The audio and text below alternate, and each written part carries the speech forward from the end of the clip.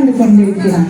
அதனால் அவன் அரசாளும் வரை கலிபுருஷன் அவனுடைய ராஜ்யத்திற்குள் நுழைய முடியவில்லையா. அப்படிப்பட்ட பரீட்சித் மகாராஜன் ஒரு முறை வேட்டையாடச் செல்கிறான். வேட்டையை துரத்தியவாறு தன் படை பரிவாரங்களை விட்டு வெகு தூரம் வந்துவிட்ட அந்த பரீட்சித் மகாராஜனுக்கு மிகுந்த பசியும் தாகமும் களைப்பும் ஏற்பட அங்கே ஒரு ஆசிரமத்தை பார்க்கிறான். அப்பொழுது அந்த ஆசிரமத்திற்கு அருகே செல்லும் போது அங்கே ஒரு முனிவர் தவக்கோலத்தில் அமர்ந்திருப்பதை காண்கிறான். இவனுக்கு இருப்பதோ பசியும் தாகமும் களைப்பும். அந்த நேரத்தில் புத்தி தடுமாறி தான் அழைத்தும் அந்த முனிவர் கண் திறக்கவில்லையே, தன்னை உபசரிக்கவில்லையே என்ற கோபத்தில் அருகில் இருந்த செத்த பாம்பை எடுத்து அவர் கழுத்தில் போட்டுவிட்டு திரும்பி அரண்மனைக்கு வந்து விடுகிறான் கோபத்தோடு. ஆனால் அரண்மனைக்கு வந்த அந்த நொடி அவன் மனதில் என்ன தோன்றியது தெரியும்? நான் எப்பேற்பட்ட பாவத்தை செய்துவிட்டேன், எப்பேற்பட்ட பாவியாகிவிட்டேன்.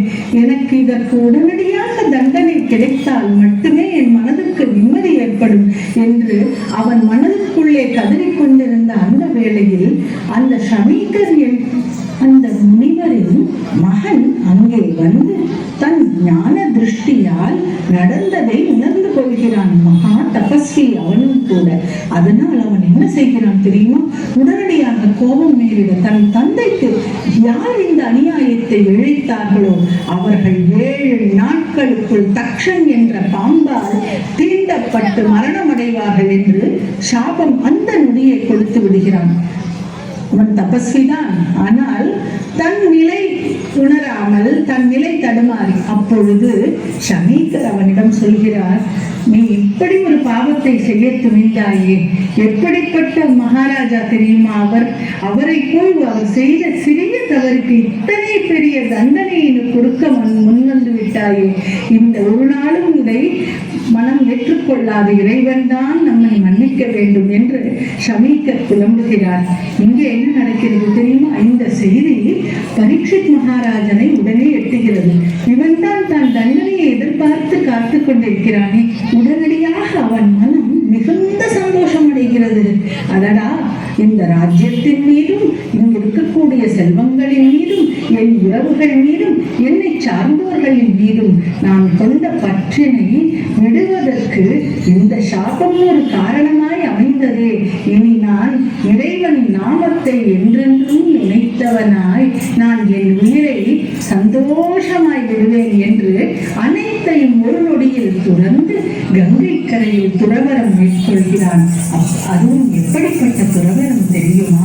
சாகும் வரை நீர் கூட அருந்தாமல் உண்ணாவிரதம் இருக்க போவதாக அவன் முடிவெடுத்து அந்த கங்கை கரையில் அமர்ந்த உடனே மகா தபஸ்விகள், பெரிய பெரிய ரிஷிகள், ஞானிகள் எல்லோரும் அங்கே குழுமுகிறார்கள் அவனை காண.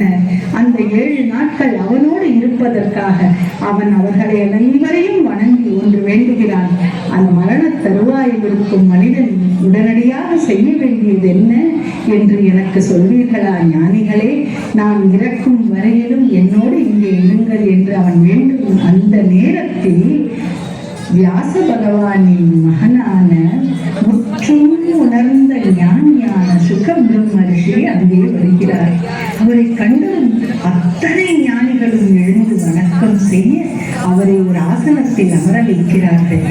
இதே கேள்வியை அவரை வணங்கி பரீட்சித் மகாராஜன் கேட்க அவர் பேசத் தொடங்குகிறார். என்ன சொன்னார் தெரியுமா? பரீட்சித் மகாராஜனே, உனக்கு முன்பு கட்வாங்க மகாராஜன் என்று ஒரு ராஜன் இருந்தான்.